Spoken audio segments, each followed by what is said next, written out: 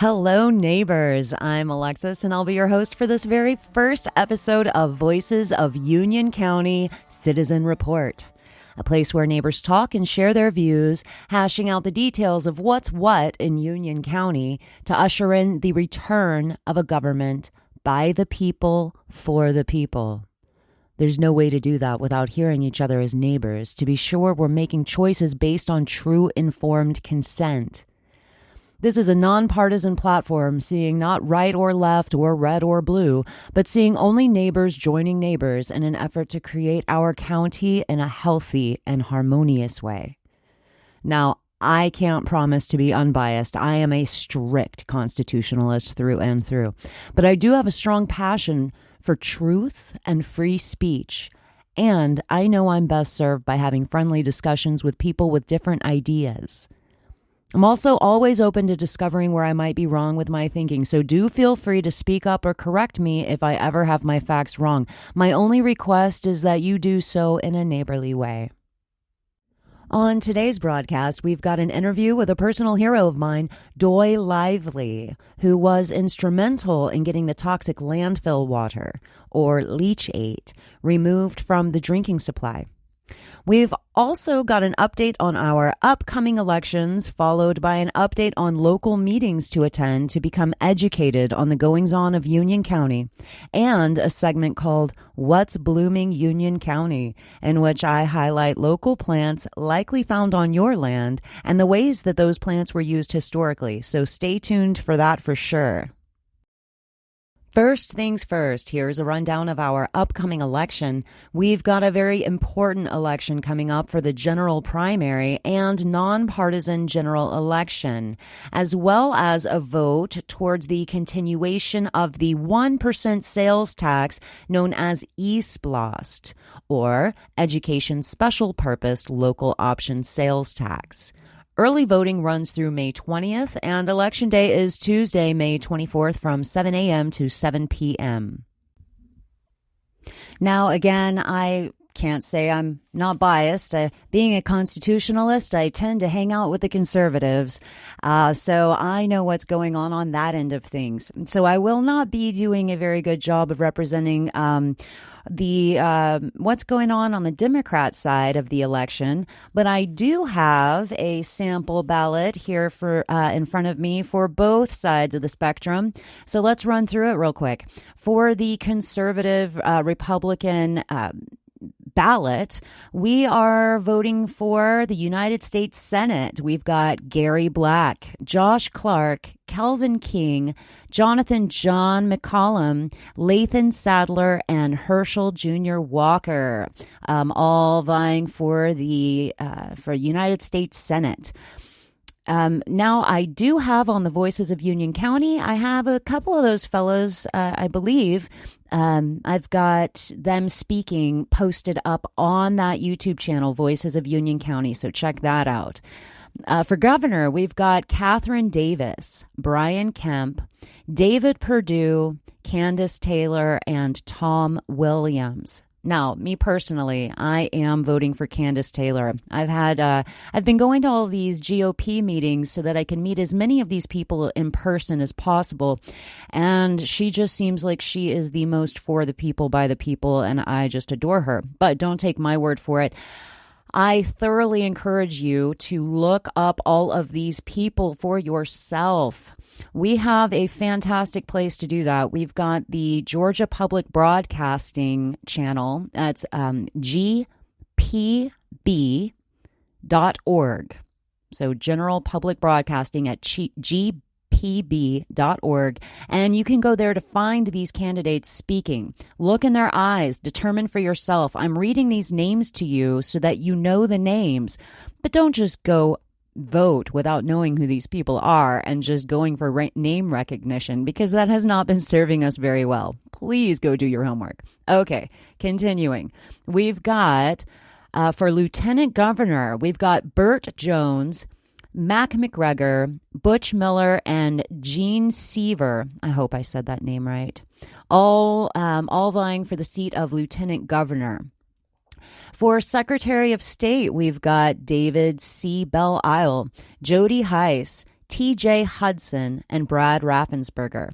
Okay, so me personally, I'm going with TJ. Why? Because I went and sat in a small room with him while he spoke, and I got to look in his eyes. And then I got to see him get up and debate these people at the, I went to gpb.org and I watched this, and he's still just telling it as it is. He seems like he's for the people, by the people, and I trust that guy. But the only reason I know that is because I've done my work. Do not take my word for this. Go vote for who you believe in, but you've got to go look these people in the eyes first. And a lot of these names of the really good people, they're not recognized because they aren't talked about a lot. You've got to go look for yourself. Okay, for Attorney General, we've got Chris Carr and John Gordon. I do have John Gordon, a video of him up on the Voices of Union County, so you can go check him out. We've got, for Commissioner of Agriculture, we've got Tyler Harper running unopposed. For Commissioner of Insurance, we've got Ben Cowart, John King, and Patrick Witt all vying for that seat. I have Patrick Witt along with John Gordon, who's running for Attorney General. I've got both of those guys. I've got it recorded, them speaking to us at a GOP meeting, again, on the Voices of Union County YouTube channel. So definitely check that out. Patrick Witt's got my vote, but again, don't do what I do. Go do what you do, but you got to know who you're talking about first. Don't just vote by name recognition, please. For State School Superintendent, we've got John Barge and Richard Woods vying for that seat. And for Commissioner of Labor, we've got Kartik Bhatt, Mike Cohen, and Bruce Thompson. Now, for Public Service Commissioner of District 2, we've got Tim Eccles running unopposed. And for Public Service Commissioner District 3, we've got Fitz Johnson running unopposed. For United States House of Representatives District 9, we've got Michael Bogus, Andrew Clyde, J. Gregory Howard, John London, and Ben Souther, all vying for that seat. And I feel it's an important one. I really enjoyed listening to Michael Bogus. I equally enjoyed listening to Andrew Clyde. Both feel like real, true, for the people, by the people human beings, and that's what I look for. But I don't know these other three guys, so I have to do my homework there for sure. For State Senate District 51, we've got Steve Gooch running unopposed. We also have Stan Gunter running unopposed for State House of Representatives District 8, and we've got Jeff Langley running unopposed for our District Attorney of Enoda Judicial Circuit. Hey, so this really bothers me, you guys.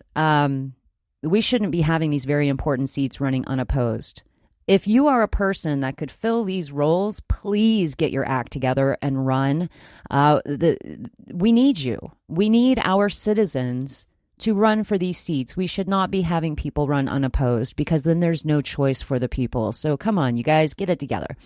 For County Board of Education District 2, we've got Tony Hunter and Will Nelson, both vying for that seat.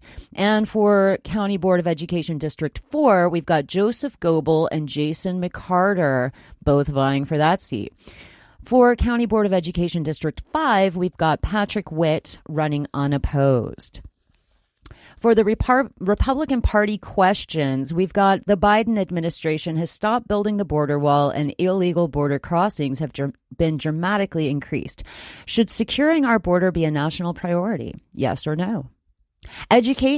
Question number 2. Education is the largest line item in the state budget. Should education dollars follow the student to the school that best fits their need, whether it is public, private, magnet, charter, virtual, or homeschool? Yes or no? Hey, you guys, that one's really important. That one's talking about school choice. If you don't like what's going on in the public school system, then you really need to pay attention to number 2, okay? Go do your homework and figure out your answer for that one. That's important. Okay, question number 3. Florida has passed a law to stop social media platforms from influencing political campaigns by censoring candidates. Should Georgia pass such a law to protect free speech in political campaigns? Yes or no? Well, I know how I feel about that. Question number 4. 2 of the 3 current federal work visa programs are lottery-based. Should federal work visas instead be issued on job skill? Yes or no? Question number 5. Biological males who identify as females have begun competing in female sports. Should schools in Georgia allow biological males to compete in female sports? What do you think? Yes or no? Question number 6. To prevent ballot tampering, state law prohibits political operatives from handling absentee ballots once they have been marked by the voter. To protect the integrity of our elections, should the enforcement of laws against ballot tampering be a priority? Yes or no? These are all important questions, you guys. Do your homework, figure it out before you go to the ballot, because you don't want to just be going blind on these. This is super important for the people by the people. You got to do your homework. Okay, question number 7. Absentee drop boxes are vulnerable to illegal ballot trafficking. Should absentee ballot drop boxes be eliminated? Yes or no? Question number 8 on the Republican ballot, we've got crime has dramatically increased throughout the country, including in our capital city of Atlanta. Should the cities of residential areas like the Buckhead community of Atlanta be allowed to vote to create their own city governments and police departments? Yes or no? Okay, and then for the nonpartisan general election section of this ballot, we've got for Justice Supreme Court of Georgia, we've got Veronica Brinson or Verda Colvin up for that seat. And honestly, I don't know who any of those people are, so I need to do my homework here. Okay, for Justice Supreme Court of Georgia, we've got Sean Ellen LaGruce running unopposed. For Justice Supreme Court of Georgia, we've got Carla McMillan running unopposed. For Judge Court of Appeals of Georgia, we've got Ann Elizabeth Barnes running unopposed. For Judge Court of Appeals of Georgia, we've got Chris McFadden running unopposed. For Judge Court of Appeals of Georgia, we've got Trey Pipkin, and guess what? Running unopposed. For Judge Superior Court Anoda Judicial Circuit, we've got Raymond E. George running unopposed. Okay, look, Raymond George, I got an issue with you, man. I really do. We need to figure out separation of powers here in Union County, because he has been taking way too much power over the goings-on at the courthouse. And I know it's the courthouse, but it's also our executive branch and our legislative branch. So Raymond E. George, I wish I was a judge. I'd be running against you right now. For Judge Superior Court of Anoda Judicial Circuit, we've got T. Buckley Levins running unopposed.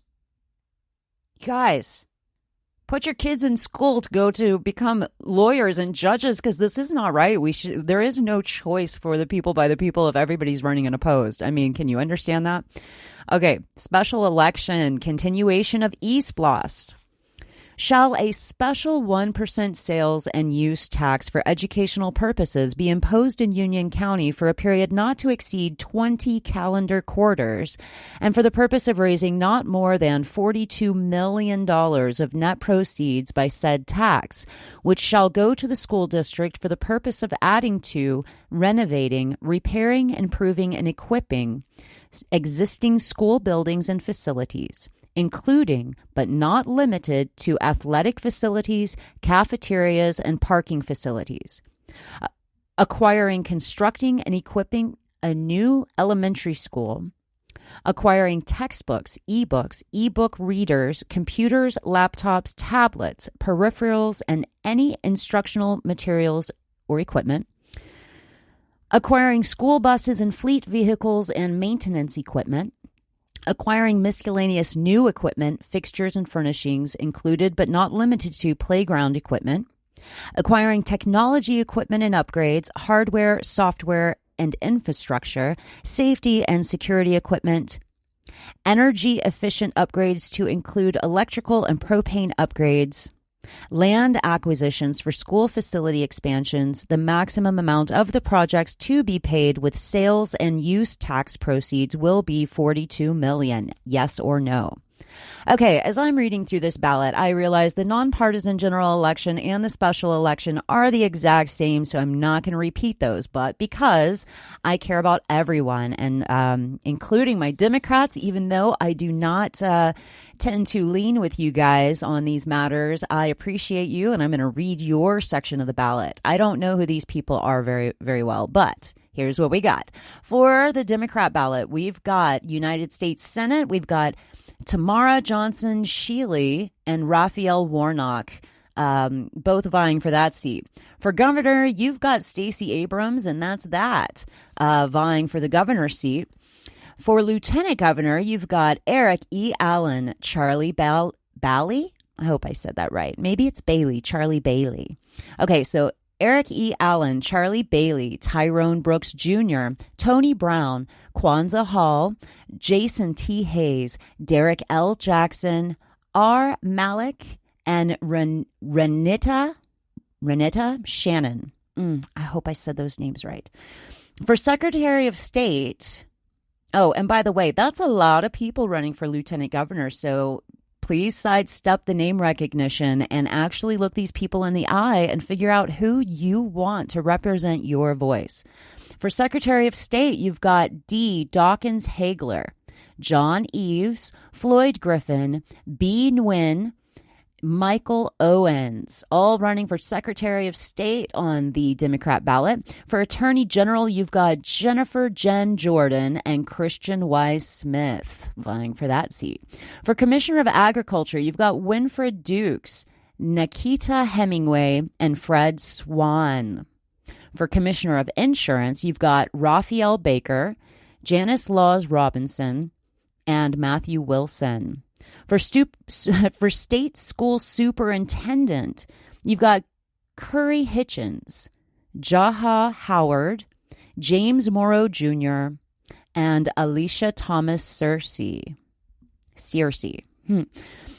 For Commissioner of Labor, you've got William Will Bodie Jr., Thomas Dean, Nicole Horn, Lester G. Jackson III, and Nadia Surensee. For Public Service Commissioner of District 2, you've got Patty Durand and Russell Edwards up for that seat. For Public Service Commissioner of District 3, you've got Sheila Edwards, Chandra Farley, and Missy Moore. For United States House of Representatives, you've got Michael Mike Ford running unopposed. For State House of Representatives, you've got June Kreis running unopposed. For County Board of Education District 2, you've got Michelle Maloney running unopposed. And for County Board of Education District 4, you've got John A. Andrews running unopposed. Now, for the Democratic Party questions, you've got question number 1. Should the United States remove obstacles to economic advancement by forgiving all student loan debt? Yes or no? Question 2. Should all Georgians have access to paid parental leave following the birth or adoption of a child? Yes or no? Question 3. Should every 3- and 4-year-old in Georgia be given the opportunity to attend a high-quality preschool free of charge? Yes or no? Question 4. Should Georgia voters have the right to gather signed petitions to directly place questions on the ballot, whether to change the law or poll the public? Yes or no? Okay, that's interesting to me. Isn't that already what we do? I'm going to have to look in on that. Okay, question 5. Should families earning less than $150,000 per year receive an expanded tax credit to help cover the costs of raising a child? Yes or no? And question number 6, should the state of Georgia expand access to health care over 500,000? I'm sorry, let me read that again. Question number 6, should the state of Georgia expand access to health care for over 500,000 Georgians by utilizing federal funds to expand Medicaid? Yes or no?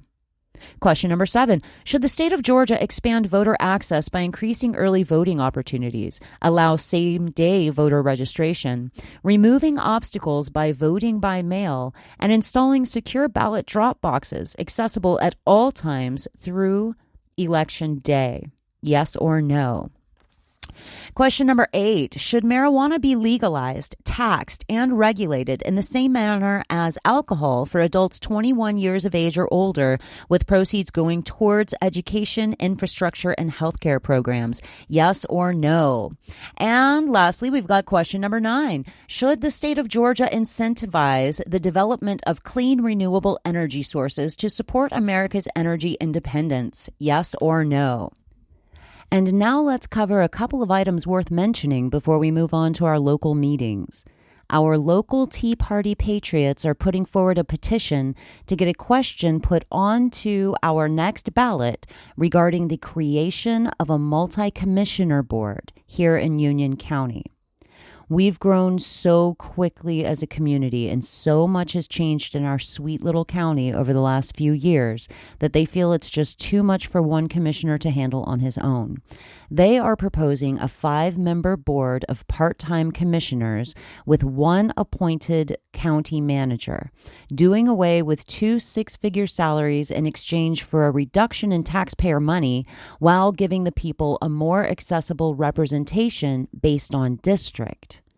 For more information about that, you can visit the Voices of Union County channel on YouTube and watch the first town hall meeting where we covered this topic in depth. Or feel free to stop by Meeks Park on the weekends or anywhere you see them set up to ask questions and sign the petition. I believe they'll be set up across the street from Sleep USA sometime next week, so be looking for that. Also worth noting, a citizen did his due diligence and found nearly 1,700 names on our voter rolls belonging to residents who are now deceased, have since moved away, or belong to an address that doesn't exist. He contacted the registrar's office to find out what can be done to clean up our voter roll before the election and is still waiting to hear back. So I'll keep you posted on that when more information arrives. So, upcoming meetings at 6 p.m. on May 17th. There will be a public hearing at the courthouse for the proposed amendments to the Union County Alcohol Ordinance. Those changes were discussed in the April Commissioners meeting, and you can find a video of that on the Voices of Union County, Georgia YouTube channel. I do have that uploaded, and so we talked about that in depth at the April meeting, and you can find that there if you would like to prepare yourself to know what questions to ask at the public hearing on May 17th, or just to inform yourself in general. So the same day, May 17th, and every third Tuesday of the month, the school board will have their regularly scheduled meeting in the UCBOE boardroom at 124 Hughes Street. Work session begins at 6 p.m. while the regular meeting begins at 7 p.m. 6 p.m. on May 19th, and every third Thursday of the month. Please put these in your calendar, you guys. They come up every month. So at 6 p.m. on May 19th, and every third Thursday of the month, we have our county commissioner meeting at the courthouse. And this one is so very important to attend for yourself. Again, you can't know what's going on or understand the concerns of the citizens unless you experience it for yourself. And for those that can't attend, I do film each one of these. Every one of these since I started going has been filmed and is uploaded to the Union County, Georgia, Voices of Union County, Georgia YouTube channel. You can also find them on the Facebook page, although I'm only just getting that started and I haven't been so good about that. But do find Voices of Union County, Georgia on YouTube and subscribe there, and you will see these videos posted every month. However, going and being there in purpose is a much bigger experience, and I truly urge you to do that. So for those who can't attend, I film each one, including the citizen questions and answers at the end of the meeting. Okay, that's where the citizens ask questions, share their information. That is where the citizens redress their government, and it is crucial. But it is left off of the county meeting minutes, and it's cut off of the county videos. So the government is not showing that part, but I am. And that is why I go and why I film it. Okay. Those are really important. So if you don't have time to watch the whole meeting, skip to the end. The questions and answers where the citizens actually redress their government, super duper important. If you don't know about those things, then you are missing out a ton. The newspaper is not going to cover it either. So yeah. There you go. So if you appreciate having these videos available, please consider supporting this channel and my work. This is citizen-led and funded only by the will of the people. So help a girl out. We also have a multifamily housing town hall meeting put together by the Tea Party Patriots on Saturday, May 28th at 10 a.m. at the Harrelson Civic Center on Wellborn Street. And again, this meeting is going to be going over the topic of multifamily housing and the impact that it might have on Union County. There will be a handful of guest speakers, and they're going to be going over the following topics: how to have a voice in your local government, the newly adopted County Comprehensive Plan, what will the future hold for you? And multifamily housing part 2, how will multifamily housing impact you? Now, the last one is a follow-up to what was discussed at the April multifamily housing town hall meeting. And so definitely come to this meeting if you have any questions, concerns, or even just curiosities about the whole issue of multifamily housing here in Union County. All right. Other important meetings that have already taken place this month are the Blairsville City Council meeting. Now, mark it in your calendar. It takes place every second Tuesday of each month at 6 p.m. at City Hall. And the Board of Election meeting takes place on the second Wednesday of the month at 3 p.m. at 76 Hunt Martin Street. Okay, so mark those in your calendar. They come up every month. Swing by and check it out. Again, if you guys decide to fund and hire me as your citizen reporter, I'll start going to those meetings also and filming them and getting them up. Right now, I have only been able to go to the county meetings and to attend the meetings where we get to meet our candidates for office. But I will step up my game if you guys decide to hire me. And of course, there's my favorite meeting of every month is the Unite Union County Town Hall meeting. That's my meeting. I got going, but it's run by the people. So it's for you guys. It's every first Thursday of the month at 6 p.m. at the Compass Point at 298 School Circle. We just had our third meeting, and I'm so happy to see it growing.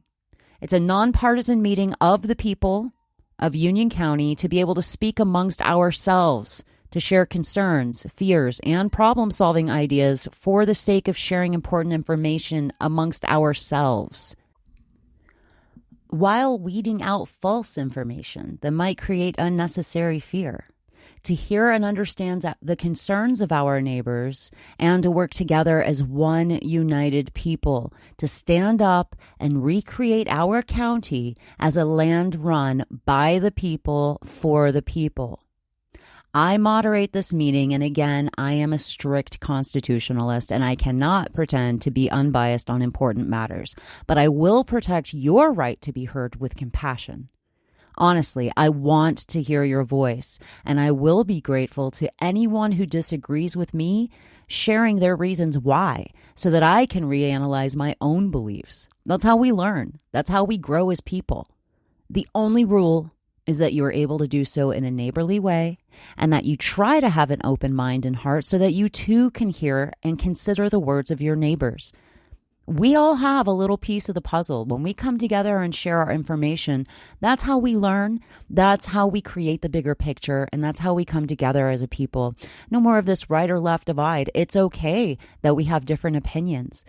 But if we are not having all of the information because we refuse to listen to those that disagree with us, then we're not going to get anywhere but just more ugly. And we don't need that anymore. Like this, we're all neighbors here. We share this place, and I care about you, even if you don't agree with me. And now let's turn our eyes to the reason we're here, to hear the voices of Union County. I was able to pull our local hero Doy Lively aside for a quick interview before the last county commissioner meeting to educate us on LEACHATE and tell us about how he went about getting the landfill water removed from our drinking water.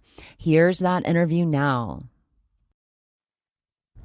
Hello, neighbors, and I am here with Doy Lively live at the April County Commissioner meeting to discuss the LEACHATE Act that began in 2019 and ended in 2020 of the dumping of the contaminated water here in our water supply system at in Blairsville. Pardon me. Okay, I'm going to get my facts straight. That's why I'm here with Doy.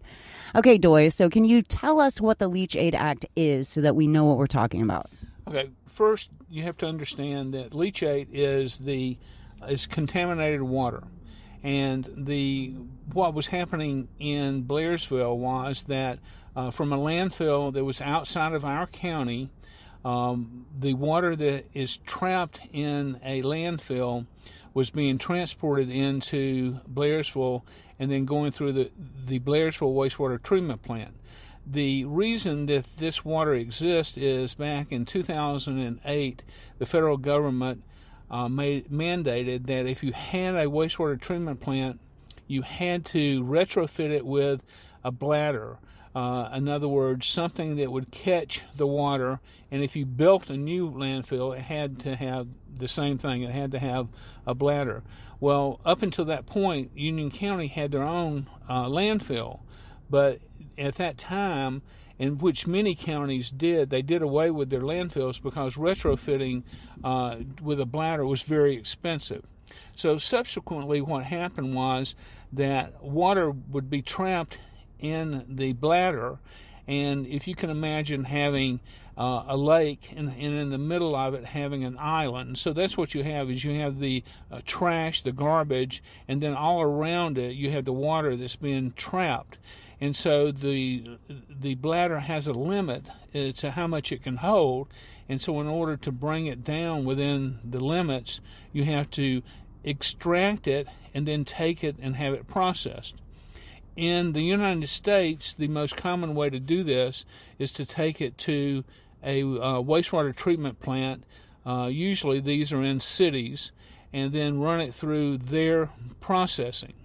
Well, what happened in Blairsville in Union County was in May of 2019, State Senator Steve Gooch, who is a principal in a company called The Water Authority, approached Blairsville and asked them if they would process leachate because they were not meeting their capacity at the wastewater treatment plant. And so by process, that means to bring their basically their trash soup water. That's here. Right. Bring the leachate in. So what he would do is he would go to a landfill, and he would pump the leachate from the bladder into a transfer truck, and then bring it to Blairsville and put it directly into the wastewater in Blairsville. The difference is that wastewater in Blairsville is sewer water, which we're all understand, and it's treated that way, and it's regulated by the state on how you should treat it. Unfortunately, small plants like Blairsville are pretty much self-regulated, but they do go through some outside tests occasionally, but not very frequently. But with leachate, you're not dealing with just sewer water. You're dealing with water that has, in my investigation and looking into it, minimum 100 other chemicals that are not associated with sewer water. Right, that's just the ones you can probably even test for. That's right. And so there's no guidelines in Georgia to what leachate is. So in other words, when you go to a wastewater treatment plant and you see the water, there's no guidelines that goes in and says we're going to test this before we extract it to see what we have to do to process it and make it cleaner. And there's certain chemicals that you cannot take out. One of them is PFAS, and that's just a plastic chemical and most commonly associated with Teflon. But it's in just about any plastic. And so it's in every wastewater, it's in every landfill, the water. There's a certain amount of PFAS, and PFAS is a never-ending chemical. You cannot dissolve it. Once it's there, it's there. So that's what leachate is, and then that's how Blairsville got involved. Is they were approached to process it, and they were paid 5 cents a gallon to process it. And who was paid the 5 cents a gallon? The city? Blairsville City. And where did it come from? From Atlanta? This came from a landfill in Cherokee County, I believe. There were 2 landfills involved. One was Eagle Point, and the other one, I can't remember the name right now. But they were both out of the area. And actually, they were not in our water basin, which there were some questions about whether it was even legal to bring it from one water basin to another. In exploring that with the EPD and with the TVA, because Lake Notley is a TVA lake, and subsequently from the water being processed, it ended up in Lake Notley. But so that's kind of the way the way it went. But, okay, so this was a really big deal as I was moving back to Blairsville. So I remembered hearing about it and hearing the uproar, but I didn't really see what was being done about it. So one reason why I think of you as a hero is because you had a lot to do with getting that stopped. Is that right? Well, I did, but I had an awful lot of help. There were a lot of people that participated in helping by showing up at meetings and so forth. But showing up at meetings. Yeah. Yes, that's how you get things done. So really the biggest break in this came in August of 2019. Was it August? I think it might have been August of 20. Dale Russell, who is a reporter for Fox 5 in Atlanta, was going through stuff from the EPD in Georgia. And my name kept coming up on letters that I had written the EPD. So he tracked me down through an old phone number that my daughter still has. And we started talking, and his interest peaked very quickly. And so he came and interviewed me at Lake Notley. And from there, he did a special report. And that really brought everything to a head very quickly. Because what we were dealing with was we had a state senator that was paying a city to process water, leachate water, and the water was being treated, and it was going into a small stream called Butternut Creek. And Butternut Creek flows through our biggest park in the area, Meigs Park, and then it goes from there into the Notley River. And then the Notley River goes into Lake Notley. Well, Lake Notley... Hold on. So that beautiful water flowing through Meigs Park was full of trash soup? That's correct. I mean, again, the wastewater treatment plant can only treat for... does only treat for things that the state regulates that they treat for. And leachate is so much elevated, the chemicals from that they don't help that at all. You can look at it and it looks clean, but it hasn't been treated. So it's still nasty stuff, even though they say, well, we put it through the wastewater treatment plant. Well, so it seems kind of like a no-brainer to want that to stop. And I saw a lot of the people were upset about it and talking. There was a lot of chatter about it. And from what I heard, you went on the radio not once but twice to talk about it. Can you tell me about that? Sure. I was asked to be on a Saturday show by one of the people here in the county that has he's on just about every day, but he also has a special program every Saturday. And so I was asked if I would be on the show, and so I was interviewed, and I went through everything that we're talking about right now, and he kept coming back and saying things like, well, isn't it true that the wastewater treatment plant was not at capacity so they could treat this? And I kept explaining to him that treating it as wastewater is not the same thing as treating leachate. So anyhow, after my interview, the very next week, he interviewed a lady that is associated with a nonprofit in the area that is supposed to protect our watershed. And she came on and discussed the fact that she didn't see anything wrong with this, that, matter of fact, that it could enhance the processing at the wastewater treatment plant, and because the wastewater treatment plant was not at capacity, and this represented less than 10% of the water they were processing. So this radio personality and this lady, neither one of them addressed the fact that you're comparing apples to oranges. You cannot compare sewer water and leachate water, and there's no context that ties the two together. And so even after that, and after what my understanding was that they were somewhat ridiculing what you had been saying before. And even after that, you still had the courage to stand up and go back for another round. Is that right? Yes. And so what I find interesting is that I never saw anyone in favor of it in all of the people that were chattering. And yet it seems like the news representation and the supposed representation of the voice of the people seemed to be that was ridiculous, that it was a bad thing.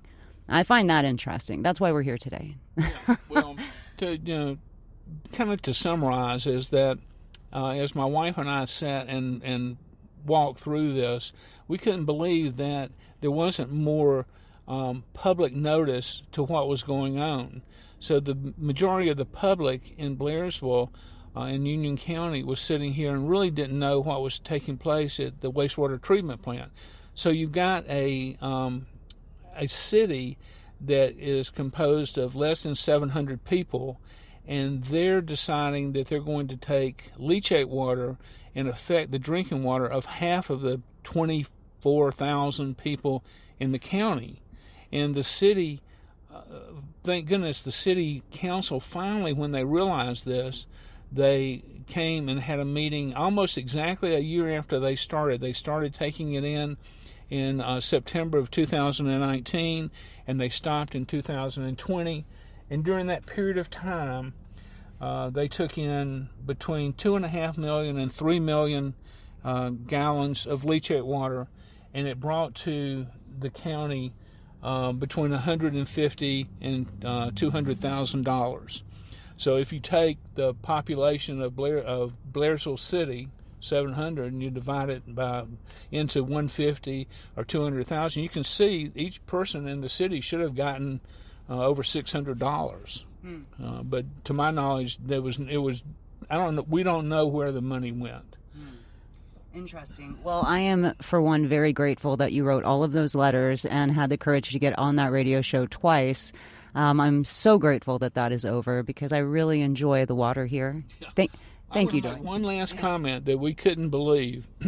Just as soon in September as Blairsville City said, no, we're going to stop leachate, we're not going to take it anymore as of today. The very next week, the Blairsville Wastewater Treatment Plant ran an ad in the paper that they wanted to expand their wastewater treatment plant from 400,000 gallons to 1 million gallons. And so we went through a long process with the EPD. We ended up with this was during COVID. We went through a Zoom meeting, which close to 90 people participated, and nobody was in favor of it, increasing it, because Butternut Creek is rated at 1 million gallons a day.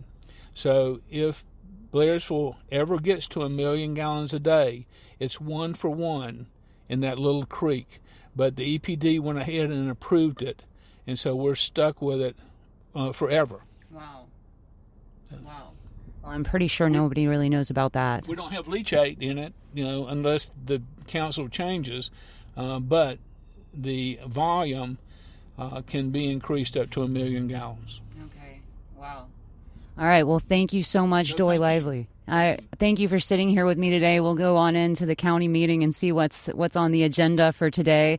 And thank you all for tuning in. This is why we have this citizen news, so that we can find out what's really going on and to discover all of the many heroes that we have walking amongst us.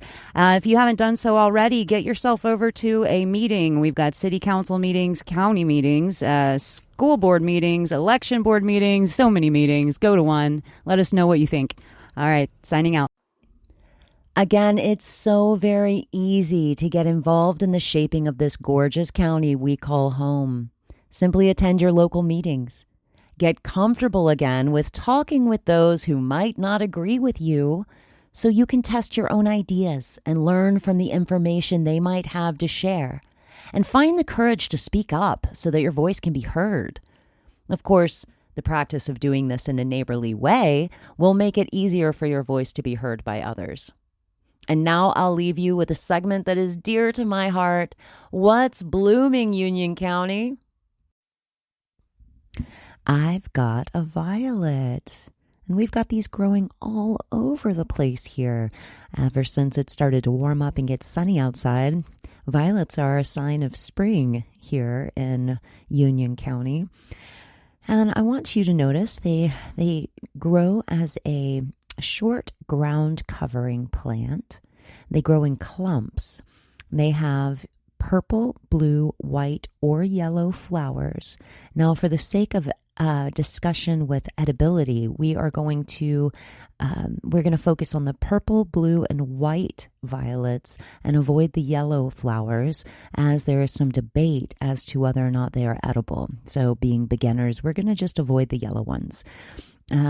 Also, keep in mind, I am not a medical expert, and people have allergies to all sorts of different things. So do not go and eat things just because someone told you to. Take your time, do your research, test it in whatever way you need to before you consume it, because some plants are not safe to eat at all. But this one, the violet, is known for being extra gentle. In fact, it has been used historically for children and the elderly when other plants are just too strong. So that's why it's a good one to start with. Plus, it's adorable. Let's see these. Notice that these flowers grow in the with 5 petals, and they are in the shape of an X with a tongue. So notice you've got 4 petals that are arranged in an X-type pattern, and then there's this one right here that has a little tongue. It looks like a little tongue sticking out from the X pattern. And that's an important distinction to make, because there is a toxic look-alike, or at least a plant that gets mistaken for violets often, that we have growing here called periwinkle. Now, periwinkle also has 5 petals, but they go out in a radial pattern like this. And notice that the periwinkle has very different looking leaves. They're waxy and pointy. Whereas the violet, the flowers grow on a leafless stalk. You see this? A leafless stalk. And then the leaves are heart-shaped. They're heart-shaped leaves with rounded teeth on the edges. And they tend to grow in the shade, although I see them in the sun quite often also. But yes, so this is the violet, and the way that it has been used for edibility, a lot of people use the flowers to make tea. There's actually a really fun pH science experiment that you can do with children, where you make the tea and it turns into a vibrant color, a bluish color, and then you add lemon juice drops, and you can watch the color change before your eyes. It's a really fun experiment. So that's one way people use the flowers. Other people use them to make syrups, jelly. They make a beautiful violet sugar to sprinkle over cookies. It's really nice. I never get that far. Personally, I just eat them raw. And the leaves. So the leaves, if you were to ever chew on a leaf after testing it, making sure again and again that you actually have a violet and not a periwinkle or something else, the leaves are slippery. They have a slippery texture once you start chewing them. That's they are mucilaginous. I don't know if I ever say that word right. And slippery texture, and they can be used to thicken soups, especially the older, larger leaves that are not as tender are better in soups. But also that mucilaginous factor to it is what helps it to be a gentle laxative, or it's been used as a gentle laxative for children because of that slipperiness there. Now, the Cherokee that were here on this land and know all of these plants so well, they used it to loosen phlegm in the chest, for calming, for insomnia, as an anti-inflammatory, or for treating sores. So for the treating sores, I would assume that much like with plantain leaves, you would chew up a leaf and then place it on the sore to activate that slippery texture. All right, and today, people use it as a tonic for helping the body to detoxify, to strengthen the immune system, to stimulate the lymphatic system, to treat respiratory issues, and again, as a child-friendly laxative. So go enjoy your violets while they are still out and about. Make sure that you check it with its potentially toxic look-alike periwinkle. And if you have children that like to just walk around putting random things in their mouth, well, some plants are so poisonous that would be a very dangerous thing to have them do. So this is a really great one to start with teaching them. Show them the pattern on the leaves, show them what to look for, and then show them what the dangerous lookalikes to avoid. And perhaps it can be used as a learning experience so that they can be hunting out the things that they know for sure while avoiding the things that they know are not safe. That's way better than having them just put random things in their mouth. Honestly, I love to give them a goal so that they can focus on that instead of just going wild with whatever they tend to want to get their hands on. All right, so that's the violet. We are so lucky to have them all over the place here, and I hope you enjoyed this. And that concludes the very first episode of Voices of Union County Citizen Report. If you liked this and would like to see more, please consider supporting this channel. There are links in the description for the paypal.me and for the Venmo accounts. And also, you can share this video with your friends and neighbors. That will be very helpful. And you can also consider supporting our sponsor, Lessons with Alexis. It's me. I also, on the side, while I'm doing all of this, I also teach piano and music to kids. I've got openings in a Tiny Tots Music 101 class starting this summer. I've also got openings in a piano class, in my piano classes for children 6 to 12 years old, and I've got private piano lessons available. So please visit lessonswithalexis.com for more information about that. I will also be hosting plant walks very, very soon now that everything's out and blooming. So be looking at the website, lessonswithalexis.com, for more information on that. And supporting my sponsor, which is me, will also support this channel, because the point is I just need to be able to afford to be able to keep doing this every day, because this is what I love to do, this and teaching kids. All right, I'm signing out. Thank you for tuning in, and I will see you next week.